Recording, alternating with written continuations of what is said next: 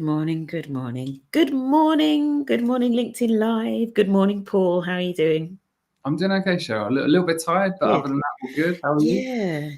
Yeah, I'm good actually. Yeah, it's been a busy week. Although you were just saying that you've had 2 days off work this week, so you're probably feeling a little bit more chilled, right? Yeah, a little bit. Well, it was tattoos, so it's not the most Yeah. chilling. Do The you know chilling what? but yeah, I'm glad that I'm glad that you've mentioned what it is, because I was going to say to you, do you want to share with the class where you've been? yeah. A 2-day tattoo session is not good for anyone's mental health, but yeah. I won't ask you to share your tattoos. It's a family show, so Too we'll keep sore. it. It is too sore. All up here at the moment, so it's way too sore. Paul, so I've got Paul McGregor with me this morning. If you're listening live, please say good morning in the chat. If you're joining on the replay and you're watching this back afterwards, then thank you for listening in. It's a really important topic this morning, especially for employee networks, or if you're a DEI leader or a HR lead as well, and thinking about maybe the well-being of your employee networks. That's what we're going to be delving into. So good morning. Thank you for joining us. Paul, thank you for spending your Friday morning with me. It's a pleasure. It's always good to chat. Yeah. And so for those that don't know Paul McGregor, does anybody not know Paul McGregor now? Surely like everybody knows Paul, right? No, there's plenty more. There's plenty more. For those that don't know Paul, and I'll just do the short version of his bio. But so Paul is the founder and CEO of Everymind at Work, which is an organization that works with organizations. And I want to call you a purpose-led organization. And I'll ask you to explain a little bit about the organization, but a purpose-led organization that works with other organizations on topics like this, of the mental health and well-being of employees. Paul, welcome. Richard Loftus, good morning. Welcome. So we've got a good morning from Richard. Richard is joining us from, I want to say, the middle of England somewhere. Morning, Richard. I don't know. Did you meet Richard, Paul, at the ERG Leader Summit? I'm not sure. Maybe Richard did a well-being walk at the start of the summit, and he runs an organisation called Well Run Brum, which is social running club. I hope I get this right, Richard. A social running club for men. So it kind of tends to kick off with I've just seen Richard's photo a little bit bigger. Yes. Yeah. And Richard, interestingly, we were just talking about running. We were just sharing war stories and injuries, but running, great tool for mental well-being, right? I was just saying I'm no longer running, I'm walking these days, but walking very fast is what I'm doing. And you were saying that you are a runner as well, Paul. I am, yes. Although I haven't run for a long time because of injuries, but it's definitely my go-to when I'm having a rough day or a rough week. Absolutely. So, Richard, thank you for joining us as always. So where we're going to start then, and the reason for this topic, and I'm so glad that that we found time to do this, Paul, because so for those that don't know, Paul came along to the ERG Leader Summit and ran a session around employee well-being. And so just tell us, before we dive into the session that you did and employee well-being, good morning, Francesca Service. Good morning, Francesca Sturgis. Just tell us a little bit about what Everymind at Work does, and then we'll get into the specifics for employee network leaders. Yeah, of course. And I mean, that's quite a big question for us at the moment, Cheryl, because we're trying to really define that as best as we can. But we've evolved over the last 5 years. So I founded Everymind 5 years ago. Previous to that, for the last 9 years, I've been doing talks in businesses around mental health, sharing my own lived experience, and was pretty fed up of the kind of tick box exercises of like, let's get Paul in to do a talk, and then that's all we're going to do for the year. So Everymind exists because of that need for that ongoing proactive support. But we support businesses in different ways, but very much focusing at the moment on what we call supporting the supporters, which is very much how do we engage, support, protect, empower mental health first aiders, wellbeing champions. And also we're doing a lot around managers at the moment as well, because what we tend to find is there's individuals in every business that are the ones that are having those difficult conversations. That also veers into ERGs as well. And really, it's like, how do you support them? So we have supervision for them. We have, regular development, so they can really sort of be confident when they're supporting others. Yeah, I love that. Supporting the supporters. Yeah. Do you know what? That literally, just as you said that, it reminded me of something when many, many years ago, when I was a young manager, and I was unfortunately having to make some redundancies. And I remember, so, you have to run, what are they called? Like consultation sessions. And I remember the HR business partner at the time sort of saying to me, you're supporting, your employees, your team, who's supporting you, right? And so, yeah, what you said there in terms of supporting the supporters, really important. Good morning, Jojo. Thank you for joining us. Good morning, Jackie Gale, and good morning, Elizabeth as well. So important to nurture these peer networks and networks of supporters. And this is something I was thinking about on my walk, actually, which we may get into if there's time. But one of the things I was saying, so obviously you came along to the ERG Leader Summit that we had in London, the first, which was amazing. And thank you so much for supporting us, Paul. But your session, when we announced that your session was starting, you wouldn't have been in the room for this, I don't think, but it was almost like half the room left to go and listen to, Wellbeing, the Wellbeing of Employee Network Leaders at Work, right? Incredibly popular. And I've seen the photos now. People literally like crammed into this room, like desperate to hear the conversation about wellbeing. So let's just talk about, why do you think for employee network leaders in particular, why is this such a challenge? And it's interesting because I was on the other side of that, where I'm waiting in the room. There's a handful of people in there, and I'm like, should I shut the door now? Is this what we've got? And then there was this flood of people, and I was like, right, we need more chairs. We need to. But no, it was a really important event, and thank you for inviting me. But yeah, I feel, obviously I relate very much to, ERG leaders or anyone in an employee resource group, because typically, the reason why you want to do that is because of passion. And often that passion, what we tend to find in the work that we do at Everymind, comes from lived experience. And then the challenges with that is, I always say, the reason why I'm so passionate about mental health is, I lost my dad to suicide when I was 18. And, I've kind of gone on my own journey of my own challenges of mental health. And I always say, like, that lived experience is what drives my passion, but that lived experience is my biggest vulnerability as well. So in other words, I can quickly be triggered. I can quickly be taken back to that moment when I was 18. And again, that leads to a high level of empathy. If you really want to help people, I don't want anyone to go the same way my dad did. And then you can almost sometimes do that at the detriment of your own needs and your own well-being. So I think it's very common that individuals that are mental health first aiders or champions or in an ERG are typically doing it because of passion, and often they neglect their own needs. They don't set boundaries. They don't, focus and prioritize themselves. So we tend to find that they do it because they love it, but there always comes that point where you then are almost like burnt out, or you don't necessarily know what you can do anymore, and you have to take that step back. So that's why I think we all need to be a little bit more aware of, for us to want to be able to support others, we have to start by supporting ourselves. Yeah, absolutely. Yeah, I mean, there's that saying about not being able to pour from an empty cup, right?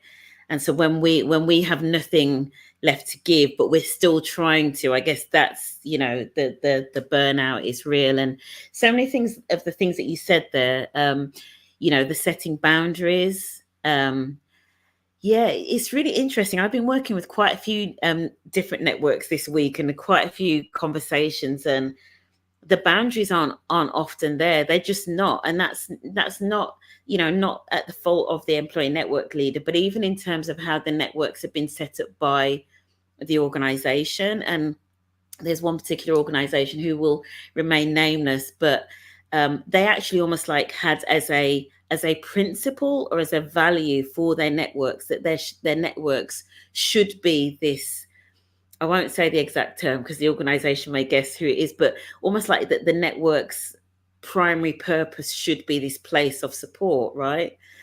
But what happens without any boundaries set around that? Individuals start to take that on personally. So literally start to become, the therapists, the counselors, the trade unions, literally the everything for individuals that are going through challenges. So that point that you said about setting boundaries, so important, right? And it's really interesting. I mean, again, obviously the core thing that we do at Everymind in particular is that, our platform drives that support, that protection for mental health first aiders and champions in particular, but we'll come into it later as well. You can definitely look at individuals within different ERGs and they'd be, they should be able to access that support too as well, because the way that we see it is you've trained a cohort of individuals in a 2-day mental health first aid training, you've launched them to the business, you've said, go and speak to Cheryl, she's our new mental health first aider, if you've got any challenges with mental health. And 18 months later, we as a business don't know how you're feeling, Cheryl. We don't know what you're saying. We don't know if you're setting any boundaries, you'll give them advice. But also we did a really interesting webinar a week ago with an employment lawyer. There's also a potential risk there because, you are representing the business in a way, right? So again, if you burn out and become absent because of this responsibility that you haven't been supported by, or if you maybe give advice, don't make reasonable adjustments, there's potential vicarious liability. It's very kind of all up in the air at the moment. And I think it's so important that businesses, and this with ERGs, don't just implement them because it's like, oh, we should have them. It's like you have to have that structure, that support, that kind of, guidance around those networks for them to thrive and do what they need to do. Yeah, absolutely. And it's, and building on that as well. And it probably links to Elizabeth's point here, but building on that as well, we've got, in terms of the challenges for the ERG leaders, it's that kind of like emotional support that they provide for the members, but also they've also got additional workload, right? Because a lot of them, they've got a day job, and often quite a busy and a big day job, because they're often, I'd say, typically junior to middle management is often where I see ERG leaders, or at least generally busy people, right? Project managers, EAs, that kind of thing. So busy roles.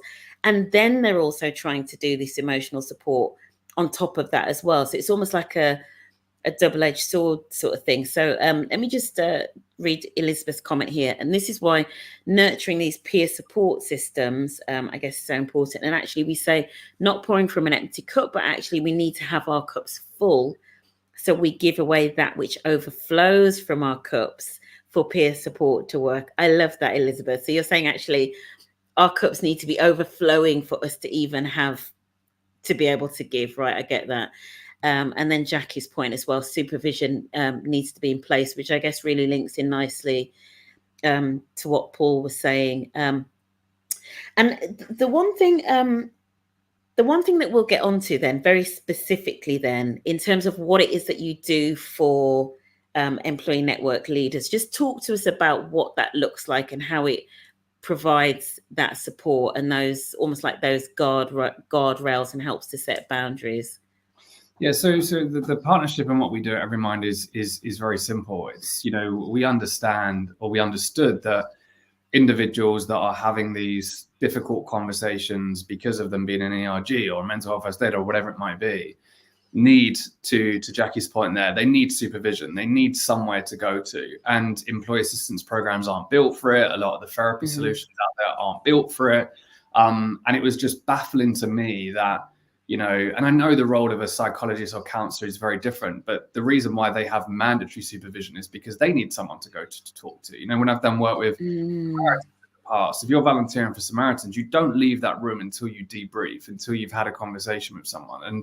And really, I found from the talks that I was delivering that, I'd go in, I'd share the story of my dad, and people would come up to me at the end and they would start sharing their stories. And I'm sure you've had it as well, Cheryl. And then you leave and you're on the train, and it's like you're taking all of those experiences home with you. And it's like, where do I go to for that support? So what we did at Everymind is we basically created that service where, the businesses we work with, anyone that uses our platform can essentially access that on-demand supervision. It's there to give them that guidance, that debrief, extra resources. Sometimes it's a lot around boundaries, like we were talking about earlier, like someone's very reliant on you as an individual. So how do you set that boundary? And we guide them through that. But alongside that, we also then develop them. So we upskill them every month. We provide a variety of different resources and really give then businesses that overarching support and framework. Because again, as you know, with the work that you do, especially around mental health first aiders, you can't just launch them and hope that engagement works. Like what we do is, again, across all the businesses we work with, we make sure they're a highly engaged network. We make sure there's a wider sort of framework around the business, but then we then know that they're supported through our platform as well. So it's an interesting one. And to be honest with you, Sharon, I'm sure you know this, it baffles me how like this hasn't been in place for like years, because it's scary when you think that there's colleagues that have a complete day job and then they're having these really difficult, sensitive conversations on the side, and there's no real support for that.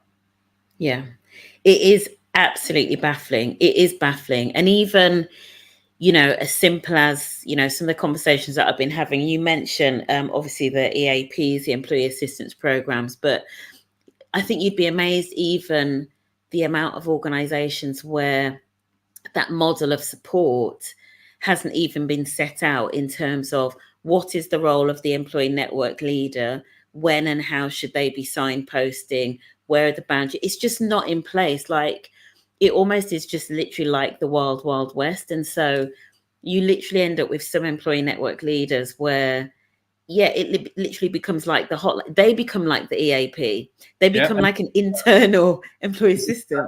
Such an interesting point. We did a session on it earlier this week where we're hearing so many stories of this. Let's say that you're an ERG leader. I come to you, Sharon, and I start saying, like, I've got loads of challenges at the moment. And you say, you hold space for me, you listen, and then you say, we've got an employee assistance program, Paul, like, here's the details of it, right? What we're hearing a lot of is I then go to the employee assistance program, I get such a bad service, or I get turned away because they're not built for this level of volume that they're getting. It's not built for complex issues. I then come back and say, Cheryl, that wasn't helpful, but I really like talking to you. Do you mind if we carry on having these conversations? Yeah. And then you're now becoming my counselor, and it's risky. It's risky. Yeah.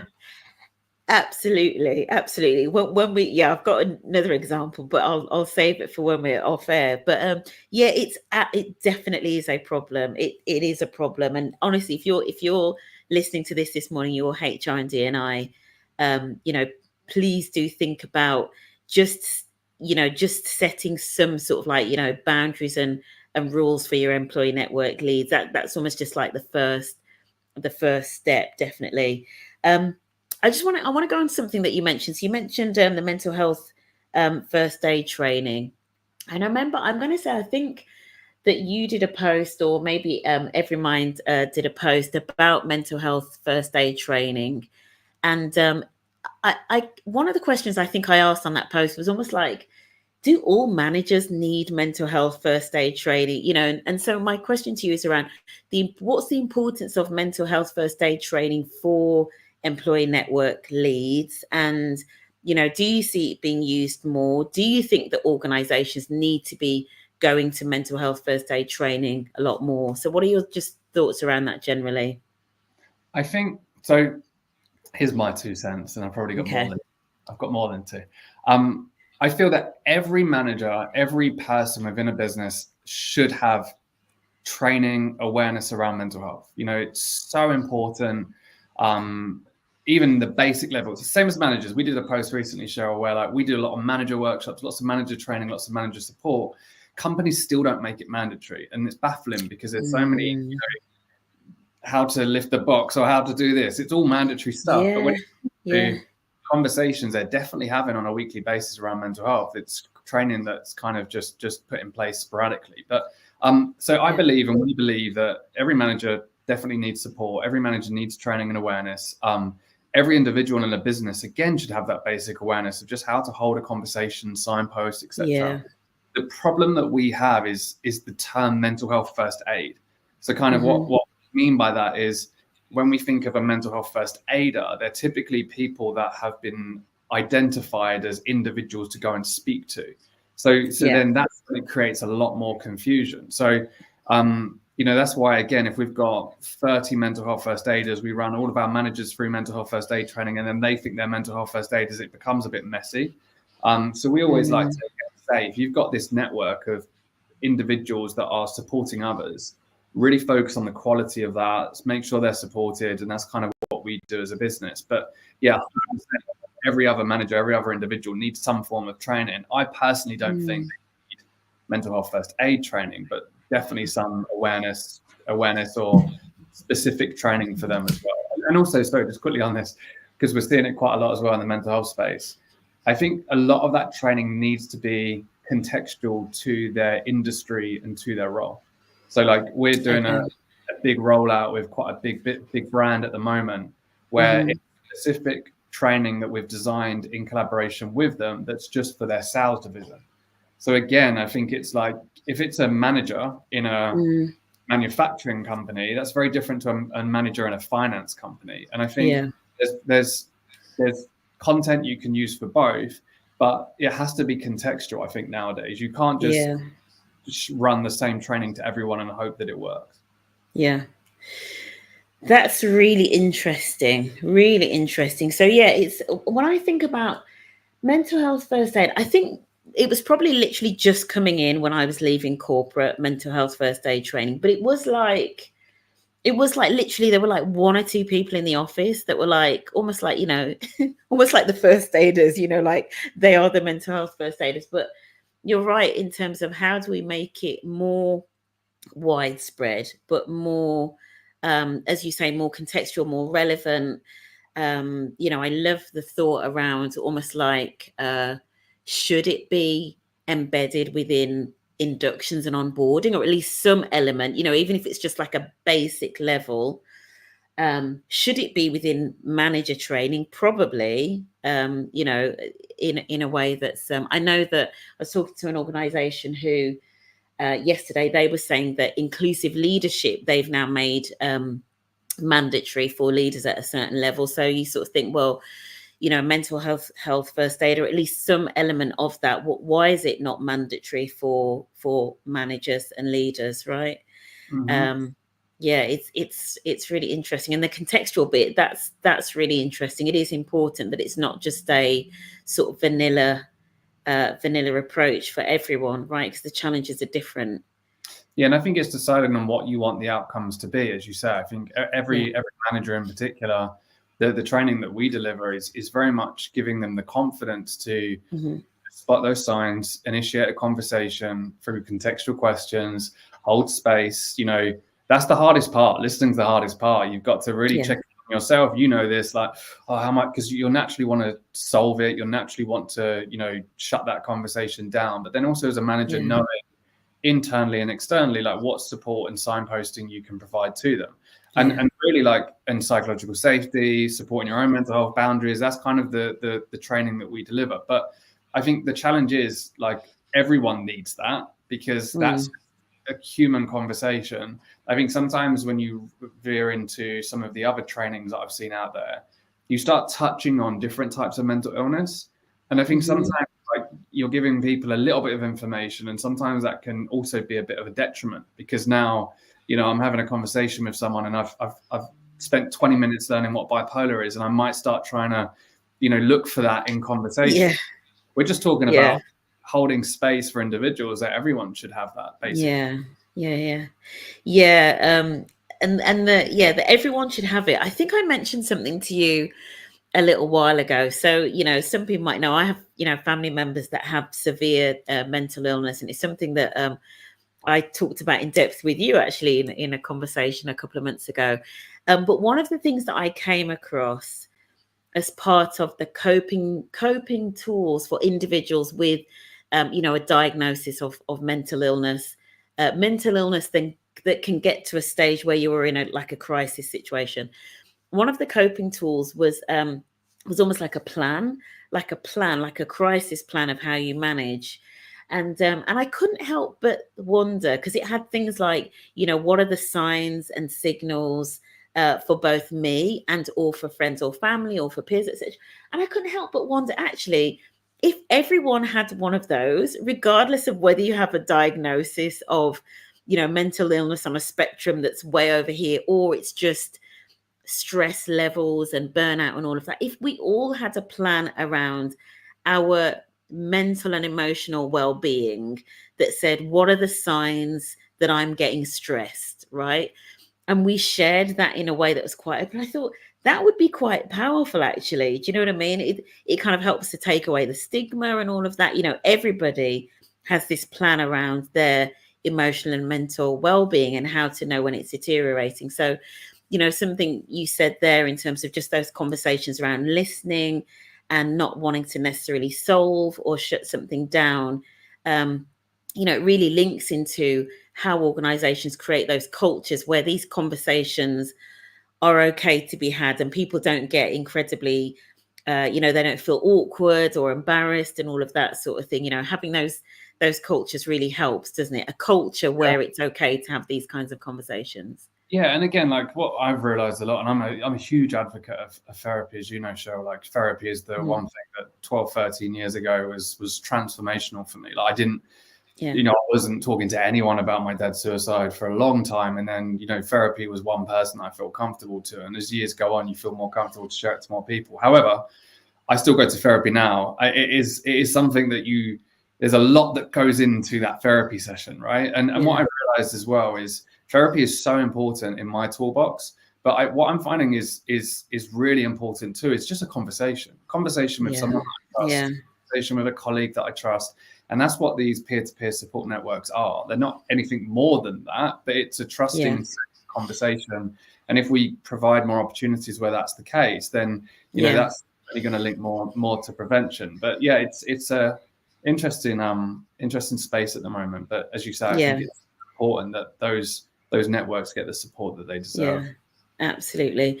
And the peer-to-peer support things. So let me catch up with the comments on LinkedIn.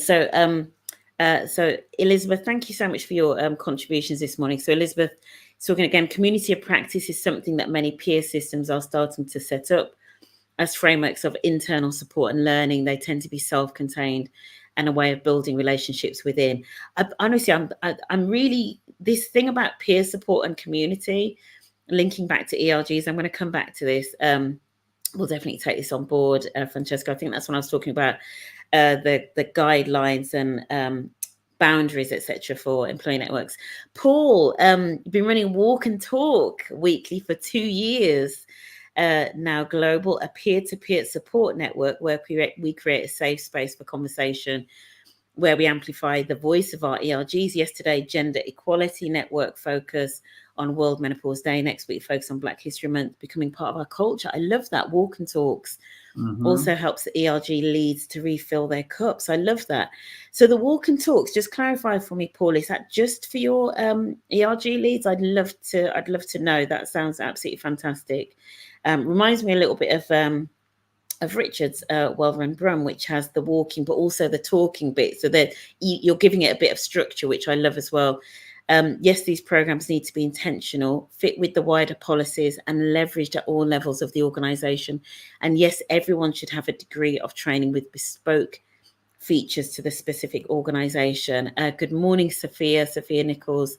I think a basic level, I think this is for mental health first aid for all, is important, and contextualization and refreshing annually is also important. And then Jackie, as a chaplain and mental health first aider, I have observed that our NHS Trust is continually rolling out mental health first aid training to staff to support the mental health and wellbeing needs of the workforce. That is great stuff. The one thing I was going to say as well, one of the reasons why I think sometimes there is so much pressure on the employee network leaders in particular, I've had, again, probably about 4 or 5 conversations this week with different organizations where they set up employee networks, but the employee network hasn't yet built a community of support.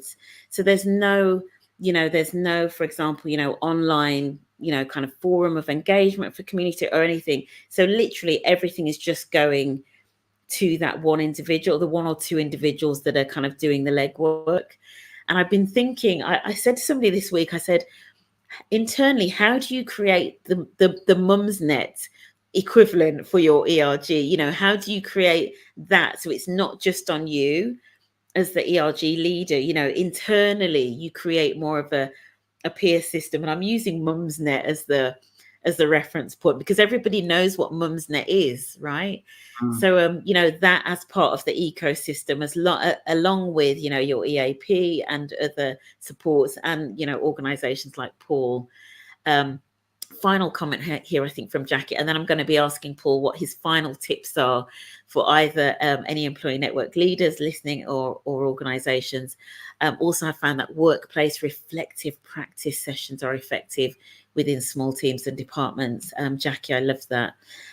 So Paul, as we wrap up, final tips to either any organizations that are watching this and maybe haven't really thought about this topic in terms of the well-being of their employee network leaders, or any employee network leaders that are watching. What are your one tip for them today? I feel for businesses, I feel like, whether you have that authority, whether you can make, change occur, I think it's really important to take a step back and review what's going on, because I think mental health first aid in particular was huge because of COVID, right? And it was kind of rolled out a lot. And so ERGs as well have been implemented. And I feel that it's really important as a business, you step back and you look at it and you sort of say, okay, how is this protected? How is this structured? How does this align to kind of what we want to create as a business? Because I believe, and I have these conversations as well, if you don't do that, you just let them happen. And then all of a sudden there's little pockets of risk occurring across the business because, as I say, you've got these networks that are unsupported, unprotected, and can potentially create some liability. So I believe it's, as a business, take a step back, look at it. And if you really want to do this and do it well, start implementing that support, work with like Everymind, work with people like you, Cheryl, to really make those networks thrive.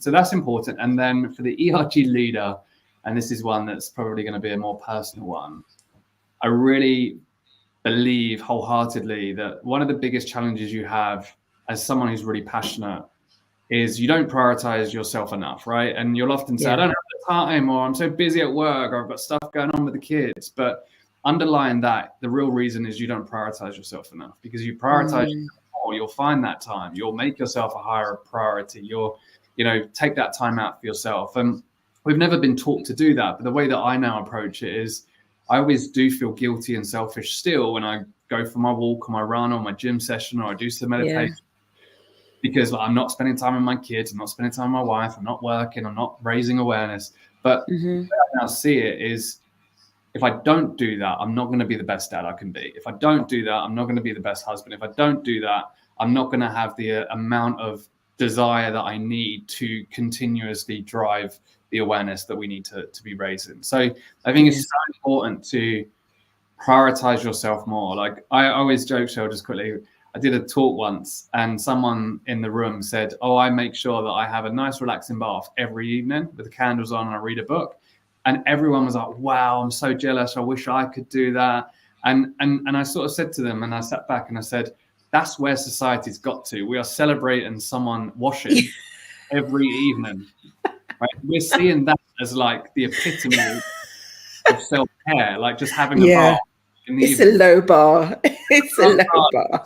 So it's like, if we're looking at that lady and saying, wow, you're so lucky because you can have a 15-minute wash every evening, then we need to set the bar a little bit higher. So I think like, as an ERG leader, it's the last thing you're going to want to do, but prioritize yourself more, and then you'll be better at everything else that you're doing as well. Yeah. Absolutely. I love that. Yeah, it's a very low bar. Prioritize yourself. Definitely. I'm going to second that as definitely for employee network leaders that are listening. I am going to second that. Prioritize yourself. And for organizations that are listening, especially if you're a HRDI lead, I would reach out to your employee network leaders and talk about this topic. So if you haven't talked about this topic before, I would reach out to them and just hold space for those leads to talk about this and figure out what your next steps are going to do, whether that's contacting Paul or arranging something a bit more in terms of peer support, just start somewhere. Paul Alcock. So we've got two Pauls, obviously. Okay. Paul, I'm loving the sound of this walk and talk. Walk and talk. Open to all employees from CEO to associate. Our CEO has joined regularly. That's amazing, right? Our CEO has joined regularly, and 100 associates joined during last week's Focus on World Mental Health Day. Paul, I'm loving this. Absolutely loving this walk and talk. It's yeah, for all sorts of reasons. And interesting that you put the little leaf thing there. You know, I went out for my walk this morning. My walk is usually out in nature, you know, so I walk. I'm really fortunate where I live. I kind of live just right on the edge of a town where I can walk into like the woods and everything. And yeah, the walk, walking in nature, walking. Did you know that the act of walking actually lowers your cortisol levels? I learned that this week. Lowers your stress hormone, your cortisol. Sophia, and let me just finish on this. Sophia says, just to say, Paul, you were amazing at the summit. Hope to connect very soon. Burnout is real, and mental health at work is very necessary. Please keep up the good work. We're going to finish there, Sophia. That was a lovely moment. Paul, thank you so much for joining this morning. I feel like I'm going to have to get you back on. We're going to do more anyway. But thank you so much for joining. Everyone that's listened and all of the live comments, thank you so much. If you're watching this on the replay, thank you so much for taking a bit of time out of your day. Amazing. Thank you again, Paul. All right, Cheryl, let's do it again. 100%. It was good fun. We will do. Absolutely. Everybody take care.